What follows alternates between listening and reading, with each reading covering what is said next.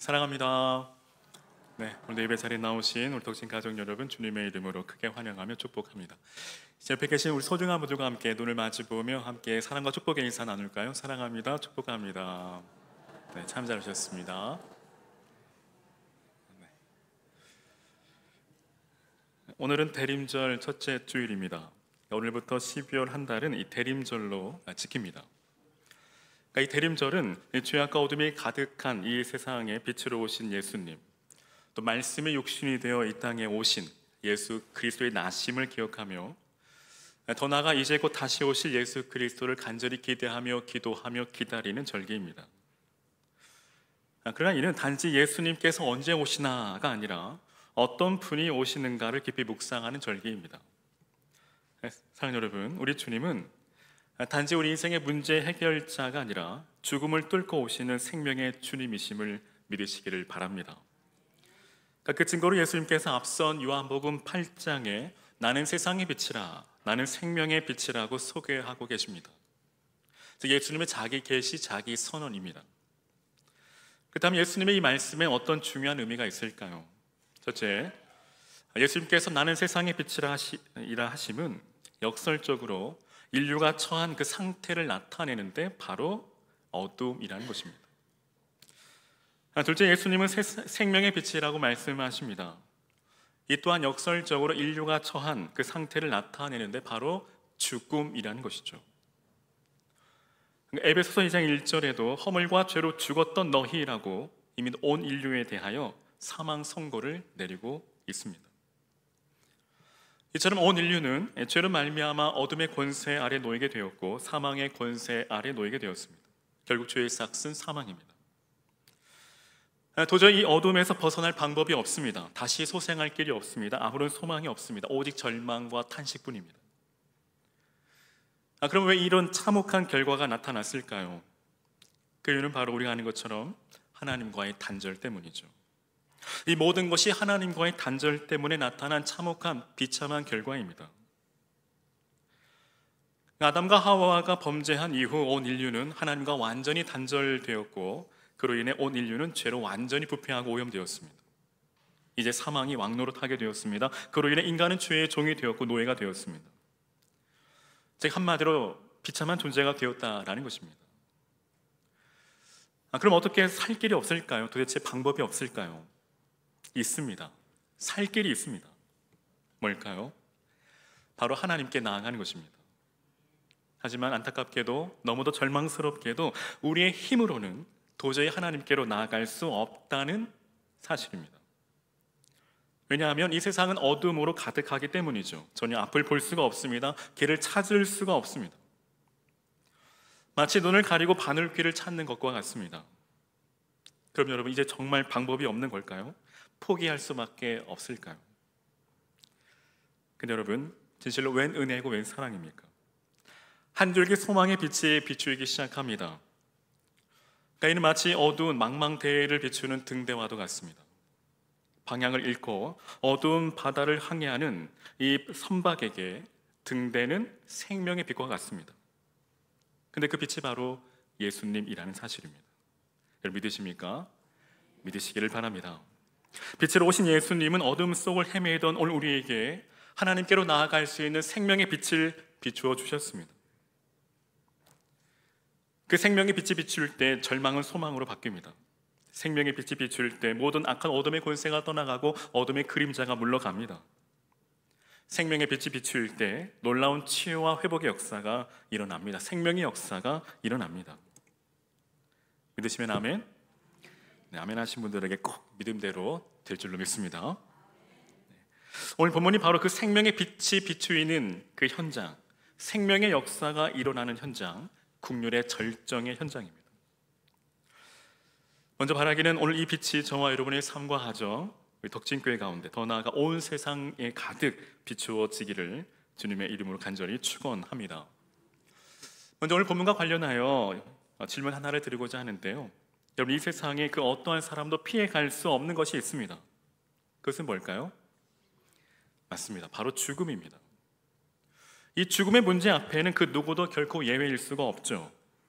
아무리 힘이 세고 많이 가진 사람이라 할지라도, 아무리 젊고 건강한 사람이라 할지라도 결코 이 죽음의 문제를 피할 수도 피해갈 수도 없습니다. 그리고 그 죽음의 상징이 바로 무덤입니다. 그러니까 모든 사람들은 무덤이 어떤 곳인지를 잘 알고 있습니다. 즉 우리 인간이 가장 큰 비통함을 느끼는 곳, 그곳이 바로 무덤이죠. 그 비통의 현장, 곧 죽음의 상징인 이 나사로의 무덤 앞에 예수님은 지금 눈물을 흘리고 계십니다. 33절에 심령의 비통히 여기시고 불쌍히 여기사, 이어서 38절에도 비통히 여기셨다라고 말씀하고 계십니다. 여기서 비통이라는 말은 격렬한 분노의 감정을 의미합니다. 그럼 예수님께서는 무엇 때문에 이렇게 비통히 여기셨을까요? 어떤 학자들은 예수님의 이 비통함을 유대인들의 적대적인 불신앙 때문이라고 말합니다. 또 다른 학자들은 마르다와 마리아 그리고 몇몇 이웃들의 불신앙 때문이라고 말합니다. 즉 그들의 눈물, 그들의 울음은 예수님께서 죽은 자를 살리시리라는 그것을 믿지 못하는 불신앙을 드러냈기 때문이라고 말합니다. 그러나 그보다 예수님께서 비통히 여기신 것은 인간의 죄의 결과로 인한 사망, 죽음 때문입니다. 예수님께서는 지금 하나님의 형상대로 지음받은 우리 인생이, 우리 인간이 죄로 말미암아 파멸과 죽음을 향해 달려가야만 하는 이 안타까운 상황을 바라보시며 그 심령에 비통히 여기신 것입니다. 그런데 오늘 우리가 한 가지 더 주목해야 할 것은 인간의 죄로 말미암아 파멸과 죽음으로 향해 달려가야만 하는 이 안타까운 상황을 바라보시며 오늘 예수님은 심령에 비통히 여기실 뿐 아니라 불쌍히 여기셨다라고 말합니다. 즉 우리 인생의 고통 가운데 살아가야 하는 우리 인생을 주님께서 불쌍히 여기시고 우리 주님께서 눈물을 흘리신 것입니다. 이처럼 예수님께서 눈물을 흘리셨다라는 것은 바로 약한 자, 슬퍼하는 자, 병든 자, 죽음 앞에 절망에 빠져 있는 자에게 자비와 긍휼을 보여주심을 의미합니다. 사랑하는 여러분, 오늘 우리의 구원은 아무런 조건 없이 전적인 하나님의 긍휼에서부터 시작됨을 믿으시기를 바랍니다. 그러니까 에베소서 2장 4절에 긍휼이 풍성하신 하나님, 긍휼에 풍성하신 하나님이 우리를 사랑하신 그 큰 사랑을 인하여 허물로 죽은 우리를 그리스도와 함께 살리셨다라고 증거합니다. 결국 우리의 인생을 불쌍히 여기신 주님께서 말씀이 육신이 되어 이 땅에 친히 찾아오신 것이죠. 하늘 보좌를 버리시고 이 낮고 낮은 땅에 죄된 인간의 몸을 입으시고 우리 주님 친히 찾아오셨습니다. 즉 하나님의 사랑이 이 땅에 내려오신 것이죠. 그런데 우리 예수님 육신을 입고 이 땅에 머무시는 동안 우는 날이 참 많으셨습니다. 히브리서 5장 7절에 예수님은 육체로 계실 때에 자기를 죽음에서 능히 구원하실 이에게 심한 통곡과 눈물로 간구와 소원을 올리셨다라고 증언합니다. 이처럼 예수님은 십자가를 지고 만민의 죄를 사하는 희생 제물이 되기 위해 많은 눈물을 흘려 기도하셨습니다. 혹은 이 자리 비통함과 슬픔 가운데 계신 분 계신가요? 인생의 소망을 잃고 절망의 터널을 지나고 계신 분 계십니까? 여전히 어둠 속에서 길을 잃고 방황하고 계신 분 계신가요? 그렇다면 이 시간 그 생명의 빛으로 오신 예수님께서 그 삶 가운데 생명의 밝은 빛을 비추어 주시고 그리고 언제나 빛 가운데 인도해 주시고 빛 대신 주와 늘 동행하시는 복된 성도의 삶이 되시기를 주님의 이름으로 간절히 축원합니다. 사랑하는 여러분, 예수님은 우리의 비통함을 아십니다. 나사로는 예수님의 좋은 친구였죠. 요한복음 11장 11절에 이 말씀을 하신 후에 또 이르시되 우리 친구 나사로가 잠들었도다. 그러나 내가 깨우러 가노라 하고 말씀하십니다. 예수님의 절친인 나사로가 죽음에 이르게 되었습니다. 나사로를 향해 발걸음을 옮기시는 그 예수님의 심정이 과연 어떠하셨을까요? 안타깝지만 불행하게도 예수님께서 나사로에게 도착하기 전 이미 나사로는 병으로 죽게 되었습니다. 그리고 장사를 지내고 지금 나사로의 시신은 무덤 안에 놓여 있습니다. 사랑하는 오빠의 죽음 앞에 여동생들은 너무나 슬펐고 애통하며 눈물을 흘리고 있습니다. 우리 예수님은 이별의 고통을 아셨기에 마리아의 상한 마음과 마르다의 눈물도 이해하셨습니다. 예수님은 깊은 슬픔에 잠겨있는 마르다에게 나는 부활이요 생명이니 나를 믿는 자는 죽어도 살겠고 무릇 살아서 나를 믿는 자는 영원히 죽지 아니하리니 이것을 내가 믿느냐라고 말씀하십니다. 우리 주님께서 믿는 자에게 약속하신 이 새 하늘과 새 땅에는 모든 눈물을 그 눈에서 닦아주시니 다시는 사망이 없고 애통하는 것이나 곡하는 것이나 아픈 것이 다시 있지 않는 것입니다. 믿으십니까? 믿으시기를 바랍니다. 하지만 오늘 우리에게 영원한 생명, 천국과 부활이 약속되어 있을지라도 사랑하는 사람을 잃어 슬퍼하는 것은 지극히 당연하고 아주 정상적인 것이죠. 이는 결코 믿음이 없어서가 아닙니다. 예수님 역시 그들의 마음을 아셨기에 주님은 그들과 함께 비통해하며 눈물을 흘리고 계십니다. 예수님은 그들에게 믿음이 없다라고 말씀하시지 아니하시고 나사로의 그 죽음을 슬퍼하는 그 사람들과 함께 우셨습니다.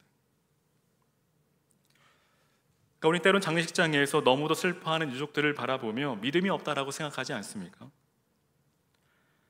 하지만 여러분, 진실로 그 슬픔과 고통은 당해보지 않으면 모르고 혹 같은 고통을 경험한 자라 할지라도 그 마음을 다 헤아릴 수 없습니다. 예수님 역시 이 슬픔을 아셨기에 이해하셨기에 나사로의 무덤 앞에서 예수님 역시 동일한 슬픔을 느끼며 애통해하며 눈물로 그 슬픔에 동참하고 계신 것입니다. 오늘 나의 삶에도 나로 한숨 짓게 하고 눈물 나게 하는 슬픔과 고통의 어려움들이 있을 겁니다. 그 슬픔과 고통을 우린 다 알 수 없고 다 헤아릴 수 없고 이해할 수 없지만 우리 주님께서는 우리의 모든 슬픔을 이해하시고 또 그 고통 가운데 늘 항상 함께 하시는 분이심을 믿으시기를 바랍니다. 우리 주님은 우리의 연약함을 아시며 또 도우시고 우리 마땅히 기도할 바를 알지 못하나 지금도 성령이 말할 수 없는 탄식으로 우리를 외친히 간구하고 계심을 믿으시기를 바랍니다. 그러므로 우리의 상한 마음을 가지고 우리의 중보자 되신 주님 앞에 나아가시기를 바랍니다. 주님께 그 마음을 쏟아 놓으시기를 바랍니다. 여러분, 시편 51편 17절에 하나님께서 구하시는 제사는 상한 심령이라 하나님이여 상하고 통회하는 마음을 주께서 멸시하지 아니하시리이다 라고 말씀합니다. 여러분, 사실 사랑하는 아내도 또 남편도 가족도 또 이 세상 그 누구도 우리의 마음을 다 헤아리지 못합니다. 다 이해하지 못합니다. 무엇보다 그 누구도 우리의 마음을 만질 수 없습니다. 우리의 상한 마음을 만지시고 고치시는 분은 오직 한 분 우리 주 예수 그리스도이심을 믿으시기를 바랍니다. 디모데전서 2장 5절에 하나님은 한 분이시요 또 하나님과 사람 사이의 중보자도 한 분이시니 그 사람이신 그리스도 예수라. 그러므로 우리는 주님께 긍휼하심을 받고 또 때를 따라 돈 은혜를 얻기 위해 날마다 주문의 보좌 앞에 믿음으로 담대히 나아가시기를 바랍니다. 그 가운데 우리 주께서 결코 우리를 외면하지 아니하시고 2000년 전 오늘 슬픔을 당한 그들과 함께 하시던 주님께서 오늘도 우리와 함께 하시고 오늘도 두 팔을 벌려 우리를 맞아 주실 줄로 믿습니다. 그러나 여러분, 주님 품을 향해 달려가시기를 바랍니다. 주님 품 안에 참 위로가 있음을 믿고 날마다 그 주를 향해 달려가고 주님 품 안에 주님 안에 거하시는 저와 여러분 되시기를 주님의 이름으로 간절히 축원합니다. 계속해서 우리 주님은 고통 가운데 우리와 함께 하실 뿐 아니라 우리의 고통의 문제를 친히 해결해 주시는 분이십니다. 비단 한 예로 오래전 일이죠. 2014년 4월 16일에 있었던 이 세월호 사건. 10년이 훌쩍 지났지만 정말 평생 지울 수 없는 아픔과 상처를 지닌 채 살아가는 그 가족들의 그 비통함을 보면서 우린 그저 안타까울 뿐 우리가 어떻게 감히 그들의 비통함을 다 이해할 수 있다 말할 수 있겠습니까? 우리 어떻게 그들의 비통함을 공감할 수 있을까요? 이처럼 사랑하는 가족과 사랑하는 사람을 먼저 떠나보내는 그 자들의 그 고통과 슬픔은 다 이루 다 말할 수 없습니다. 특별히 자식을 먼저 떠나보내는 부모의 마음은 더더욱 그럴 겁니다. 우리가 그들의 슬픔을 이해한다 말을 하지만 우리가 어떻게 그들의 마음을 다 헤아릴 수 있겠습니까? 혹 우리 중에 그들의 비통함을 이해하고 공감한다 할지라도 우리는 그들에게 실제적인 도움을 줄 수 없습니다. 슬픔을 당한 이들에게 우리가 할 수 있는 일이라고는 그저 그들의 손을 잡아주는 것뿐이죠. 그들을 안아주는 것뿐입니다. 그리고 그들과 함께 눈물을 흘리며 그들의 슬픔을 함께 나누려 하지만 우리는 근본적으로 그들의 마음의 상처를 치유할 수 없고 그들의 고통의 문제를 해결해 줄 수조차 없습니다. 이것이 바로 우리 인생의 한계입니다. 그러나 우리 예수님은 우리의 비통을 아실 뿐 아니라 그 고통에 함께 공감하시며 더 나아가 우리의 문제를 해결해 주신다라는 것입니다. 상한 갈대를 꺾지 아니하시고 꺼져가는 심지를 끄지 아니하시는 우리 주님은 비통해 하시며 우리를 불쌍히 여기시기만 하는 분이 아니라 우리가 울고 있는 그 사연들과 함께 문제까지도 능히 해결해 주시는 분이라는 사실입니다. 믿으시면 아멘. 그럼 실제 마가복음 1장에 한 나병 환자가 예수께 와 꿇어 엎드려 간구합니다. 원하시면 저를 깨끗하게 하실 수 있나이다. 그때 예수님께서 그를 불쌍히 여기사 손을 내밀어 그에게 대시며 이르시되 내가 원하노니 깨끗함을 받으라.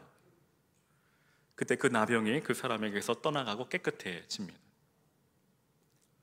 또 마가복음 8장에도 베세다의 예수께서 이름에 많은 사람들이 예수께 몰려드는데 그 가운데 맹인 한 사람을 데리고 예수께 나와 손 대시기를 구할 때에 오늘 예수님께서 그를 불쌍히 여기시고 그 맹인의 손을 붙잡아 주시고 그에게 안수하시며 또 그의 눈을 뜨게 해주십니다. 또 요한복음 5장에는 38회 동안 다리를 저는 사람의 그 고통을 보시고 그를 불쌍히 여기사 그를 걷게 하십니다. 이처럼 우리 주님은 근엄하게 하늘 보좌에 앉으셔서 이 땅을 내려다보시는 분이 아니시라 우리의 크고 작은 문제를 아시며 그 문제로 인해 우리가 발을 구르고 울 때 주님은 급히 일어나셔서 우리와 함께 그 비통함을 여기시고 또 우리의 삶의 문제를 해결해 주시기 위해 친히 찾아오신다는 것입니다. 그래서 팀 켈러 목사님은 하나님은 고통을 멀리서 바라보는 철학자가 아니라 고통 속으로 뛰어들어 우리와 함께 울어주시는 구세주이시다라고 말합니다. 사랑하는 여러분, 우리 예수님은 우리의 슬픔을 함께 하시기 위해 오늘도 이 자리에 우리와 함께 하심을 믿으시기를 바랍니다. 예수님이 오셔서 우리에게 주신 것은 세상에 줄 수 없는 해결, 세상에 줄 수 없는 소망, 세상에 줄 수 없는 영원한 생명입니다. 주님의 십자가가 바로 그 확실한 표징이고 증거입니다. 사랑하는 여러분, 오직 예수 그리스도께서 우리의 삶의 모든 문제의 해답이심을 믿으시기를 바랍니다. 주님은 우리 인생의 모든 문제를 다 해결해 주시는 분이십니다. 우리 육체의 문제뿐 아니라 우리 영혼의 문제까지도 우리의 삶의 모든 문제를 다 해결해 주시는 분이십니다. 그러므로 우리의 상한 심령을 돌보사 능히 고치시는 그 주님께 우리의 슬픔을 가지고 나아가시기를 바랍니다. 그 가운데 주께서 오늘도 우리를 주님 품에 품어주시고 주님 품에 안아주시고 그 가운데 참 위로와 하늘의 소망을 더해 주실 줄로 믿습니다. 그때 우리 주님은 상처받은 이들에게 참 소망을 주시는 분이십니다. 나사로의 죽음으로 상처받은 사람들이 있습니다. 바로 나사로의 여동생들이죠. 그리고 나사로의 죽음을 지켜보던 사람들입니다. 주님은 상처받은 그들에게 소망을 주십니다. 나사로의 무덤에서 예수님은 무덤을 막은 그 돌을 옮겨 놓으라고 말씀하시죠. 그러니까 많은 사람들이 예수님의 그 말씀을 또 그 광경을 지켜보며 저 사람이 도대체 무엇을 하려고 저럴까라는 의구심이 들었을 겁니다. 나사로가 죽은 지 4일이 지났기 때문에 그의 시신이 썩은 냄새가 진동했을 겁니다. 마르다 역시 자신의 오빠가 죽은 지 4일이 지났기 때문에 무덤에서 악취가 난다라고 말합니다. 근데 이때 예수님께서 그녀에게 말씀하시죠. 오늘 40절에 내가 믿으면 하나님의 영광을 보리라. 예수님은 큰 소리로 기도하시고 그 무덤 앞에서 창조주신 예수 그리스도께서 그 시체인 나사로를 향하여 큰 소리로 나사로야 나오라 라고 부르십니다. 그때 아마도 많은 사람들이 예수님을 미친 사람이라 생각했을 겁니다. 하지만 예수님께서 나사로야 나오라 부르시니 죽은 나사로가 수족을 배로 동인 채로 걸어 나오게 됩니다. 즉 죽은 나사로가 살아난 것입니다. 믿으십니까? 정말 놀라운 일이 아닐 수 없죠. 지금 여러분들의 표정은 지극히 당연한 일이 일어났다는 그런 표정이시지만 이는 정말 놀라운 일이 아닐 수 없습니다. 예수님께서 죽은 나사로를 살리셨습니다. 이는 오직 예수님만이 가능한 일이죠. 생명이신 예수님께서 죽음의 무덤 앞에 생명의 역사를 일으키셨습니다. 한순간에 장례식장이 축제의 장으로 바뀌었습니다. 절망을 소망으로 바꾸어 주셨습니다. 이처럼 때때로 우리가 이 땅에 두 발을 디디고 사는 동안에 많은 시련들을 만나는 것은 하나님이 우리를 사랑하시지 않기 때문이 아니며 하나님이 우리를 떠나신 것이 결코 아닙니다. 그 시련과 환난은 우리의 작은 지식으로는 다 알 수 없는 깊은 비밀이 있습니다. 그러면 여러분, 우리가 많은 환난을 만날 때 우리가 반드시 기억해야 할 것이 있는데, 첫째는 요한복음 11장 4절에 예수께서 들으시고 가라사 이르시되 이 병은 죽을 병이 아니라 하나님의 영광을 위하며 하나님의 아들로 이를 인하여 영광을 얻게 하려 하심이라 하시더라. 때로 우리 가정에 우리 삶에 환난을 허락하신 이유는 하나님의 영광을 위함이라는 것입니다. 또 둘째, 요한복음 11장 6절에 나사로가 병들었다함을 들으시고 그 계시던 곳에 이틀을 더 유하시고.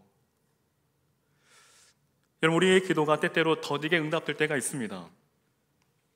나사로가 죽었다고 하면 금방 달려가셔서 어떻게 손을 쓰셨으면 좋겠는데 예수님은 이틀이나 더 유하시고 오늘 그곳을 방문하십니다. 이처럼 우리가 때론 아프고 괴로울 때 우리 입장에서는 금방 그 문제가 해결되기를 원하지만 하나님은 오히려 더디게 역사하실 때가 있습니다. 하지만 여러분, 그럴 때라도 쉽게 낙심하거나 포기하지 말고 주님의 때를 기다리시기를 바랍니다. 왜냐하면 그때가 가장 정확한 때이기 때문입니다. 셋째, 하나님의 역사는 늦지 않았다고 하는 사실을 믿어야 합니다. 22절을 보면 마르다의 믿음이 나옵니다. 11장 22절에 그러나 나는 이제라도 주께서 무엇이든지 하나님께 구하시는 것을 하나님이 주실 줄을 아나이다. 즉 이제라도입니다. 우린 고난의 때에 흔히들 이제는 늦었다, 이제는 소용없다, 이제는 다 틀렸다는 식으로 포기하고 좌절할 때가 많습니다. 그러나 여러분, 이제라도 늦지 않았다라는 것입니다. 이제라도 하나님께 기도하고 하나님을 의지하면 하나님은 우리를 긍휼히 여기시고 우리를 모든 환난으로부터 구원하여 주신다는 사실을 믿어야 합니다. 사랑하는 여러분, 예수 그리스도 안에 거하는 모든 사람은 영원한 생명을 얻습니다. 믿으십니까?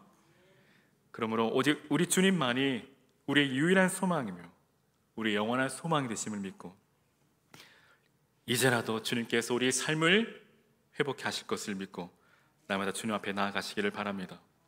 오늘 우리 안에 말할 수 없는 탄식과 슬픔이 있습니까? 상황이 너무나 어렵고 불가능해 보인다 할지라도 여러분, 그 가운데 믿음의 눈 들어 주님 바라보시기를 바랍니다. 우리 모든 것을 다 알고 계신 그 주님께 나아가시기를 바랍니다. 누가복음 12장 7절에 너희에게는 오히려 머리털까지도 다 세신 바 되었으니 두려워하지 말라, 너희는 많은 참새보다 귀하다라고 말씀하십니다. 즉 남몰래 흘리는 그 눈물 한 방울까지도 우리 주님은 다 아신다는 사실입니다. 우리 주님은 우리의 고통 가운데 항상 함께 하십니다. 그러므로 주님 앞으로 나아가십시오. 오늘 저와 여러분의 상황이 너무나 어렵고 힘든다 할지라도 낙심하고 포기하지 말고 주님 바라보며 주님을 향해 나아가시기를 바랍니다. 그 가운데 오늘 나보다 나를 더 잘 아시고 나보다 나를 더 잘 이해하시고 나보다 나를 더 사랑하시는 우리 주님께서 오늘 우리들의 그 상한 마음을 고치시고 그 눈물을 닦아주실 뿐 아니라 그 눈물의 자국까지도 깨끗하게 지워주실 줄로 믿습니다. 사랑하는 여러분, 우리의 모든 소망이 오직 예수 그리스도 앞에 있다는 사실을 꼭 기억하시기를 바랍니다. 우리 주님은 우리의 비통함을 아시고 그 비통함을 함께 하실 뿐 아니라 그 비통한 문제를 능히 해결해 주시는 분이십니다. 그럼 우리에게 필요한 것은 무엇일까요? 슬픔을 가지고 있는 우리에게 주님께서 요구하시는 것은 오직 믿음입니다. 오늘 이곳에 있는 우리 모두는 오직 믿음을 통해서 주님의 영광을 보게 될 것입니다. 이것이 바로 주님의 확실한 약속의 말씀입니다. 이제 말씀을 마치려 합니다. 사랑하는 여러분, 우리는 이미도 죽은 나사로와 같이 죄로 말미암아 완전히 부패하고 썩어 냄새나는 진실로 마른 뼈와 같은 존재입니다. 마른 뼈와 같은 우리에게, 아무런 소망이 없는 우리에게 우리 주님 친히 찾아오셔서 십자가의 죽으심으로 우리에게 새 생명을 부어주셨습니다. 사랑하는 여러분, 오늘 그 주님께서 우리에게 동일하게 묻고 계십니다. 나는 부활이요 생명이니 나를 믿는 자는 죽어도 살겠고 무릇 살아서 나를 믿는 자는 영원히 죽지 아니하리니 이것을 내가 믿느냐? 오늘 우리는 주님의 이 물음 앞에 어떻게 대답하시겠습니까? 여러분, 예수님의 이 질문이야말로 우리 인생의 가장 중요한 질문입니다. 어찌 보면 우리의 인생은 이 질문에 대해 답하는 기간이라 해도 틀리지 않습니다. 하지만 많은 사람들은 주님의 이 질문을 거부하고 생각조차 하지 않은 채 살아갑니다. 하지만 여기에 모인 우리 모두는 예수님의 이 진지하고 이 진중한 이 질문 앞에 분명한 대답을 할 수 있어야 합니다. 그 분명한 대답은 뭘까요? 그 대답은 하나. 오늘 11장 27절, 오늘 본문 11장 27절 말씀을 함께 믿음으로 고백하기 원합니다. 시작. 주여 그러하외다. 주는 그리스도시요 세상에 오시는 하나님의 아들이신 줄 내가 믿나이다. 우리가 매일 삶 속에 이 믿음의 고백으로 나아가실 수 있기를 바랍니다. 사랑하는 여러분, 우리가 겪는 고통이 아무리 크다 할지라도 주님의 손 아래에 있습니다. 주님의 권능 아래에 있습니다. 그걸 우리가 이 사실을 기억하며 날마다 믿음으로 주님 앞에 나아가시기를 바랍니다. 사랑하는 여러분, 오늘 우리 자신에게선 결코 해답을 찾을 수 없습니다. 왜냐하면 우리 인생이 문제이기 때문이죠. 하지만 우리에게 해답이 있습니다. 그 해답은 바로 오직 우리 주 예수 그리스도이십니다. 여러분 믿으십니까? 꼭 믿으시기를 바랍니다. 그리고 여러분 결코 두려워하지 마십시오. 근심하지 마십시오. 염려하지 마십시오. 이사야 41장 10절에 두려워하지 말라. 내가 너와 함께함이라. 놀라지 말라. 나는 내 하나님이 됨이라. 내가 너를 굳세게 하리라. 참으로 너를 도와주리라. 참으로 나의 의로 오른손으로 너를 붙들리라. 또 요한복음 14장 1절에 너희는 마음에 근심하지 말라. 하나님을 믿으니 또 나를 믿으라. 베드로전서 5장 7절에 너희 염려를 다 주께 맡기라. 이는 그가 너희를 돌보심이라. 한 여러분, 우리의 모든 슬픔을 변하여 기쁨의 찬송이 되게 하실 그 주님을 날마다 기대하며 믿음으로 나아가시기를 주의 이름으로 간절히 축원합니다. 오늘 나사로에게 찾아오셨던 주님은 오늘 나사로를 향해 말씀하십니다. 나아오라. 나아오라. 오늘도 주님은 저와 여러분에게 말씀하십니다. 나아오라. 그 절망에서, 그 고통에서, 그 눈물에서, 그 죄의 문제에서, 그 죽음의 절망 앞에 나아오라. 주님 오늘도 저와 여러분을 초대하고 계십니다.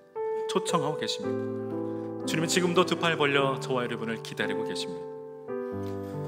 저와 여러분 어떤 슬픔이 있습니까? 어떤 고통이 있습니까? 어떤 아픔이 있습니까? 어떤 눈물이 있습니까?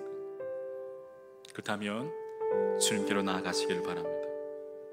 나사로야 나오라. 오늘 주님의 이 음성 앞에 믿음으로 반응하고 주님께로 달려가 주님 안에서 세상이 주는 위로가 아닌 위로부터 임하는 하늘 아버지의 참 위로와 또 참 소망을 우리가 경험하고 날마다 그 주와 동행하시는 복된 성도의 삶이 되시기를 주님의 이름으로 간절히 축원합니다.